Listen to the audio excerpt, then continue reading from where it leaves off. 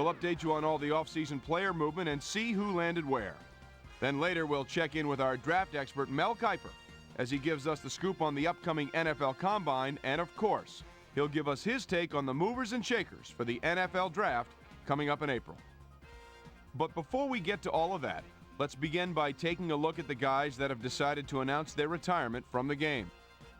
Michael Strahan took part in so many great battles over the past 15 NFL seasons. But although the heart's certainly still in it, the body just isn't, so he announces he's through. Ron Stone also called it quits this offseason, and he too is a guy that'll be missed around NFL circles. Gary Walker was really one of the best to ever play his position, and I don't think there's any doubt you'll be seeing his bust in Canton a few years from now. Hey, I'll tell you what, there are too many guys around that last in this league for 13 hard seasons. He was a real warrior, so you can bet he'll enjoy his time on the golf course. Dexter Coakley is another that announced his retirement a few weeks ago. You could probably have seen that one coming, yet a pretty solid career all in all.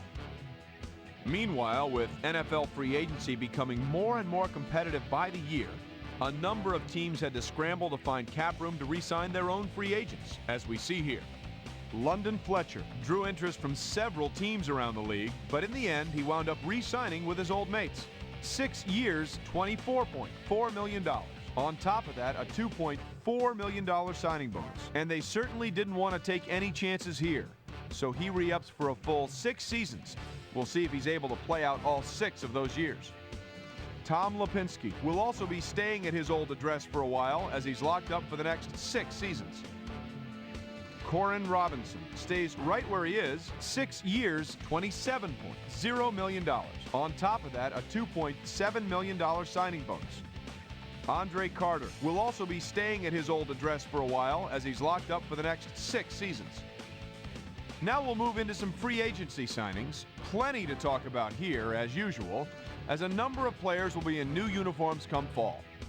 Leonard Davis will be on the move. You see it there. He'll be getting a nice little payday, too. 6 years, $39.3 million, plus a mammoth signing bonus, $7 million signing bonus. James Mungro will also be locked up for a while as he signs a healthy 6-year contract with the Dolphins. Chris Perry is going to find himself with a new club, and he'll be in a new tax bracket, too. 6 years, $17.7 million. On top of that, an $8.8 million signing bonus. Niall Diggs will also be locked up for a while as he signs a healthy 6-year contract with the Lions.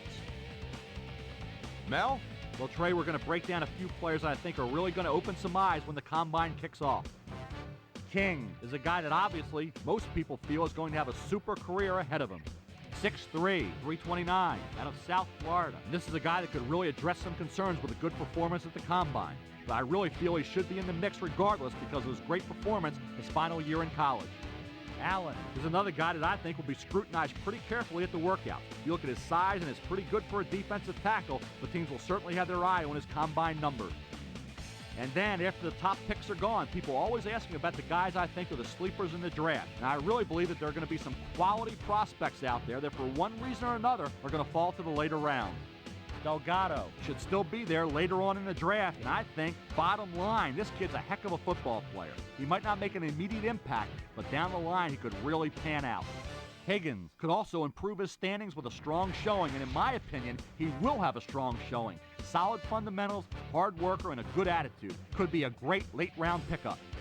So there's just a handful of guys that bear watching over the coming weeks. I'll be back with more as draft day approaches. Till then, I'm Mel Kiper Jr.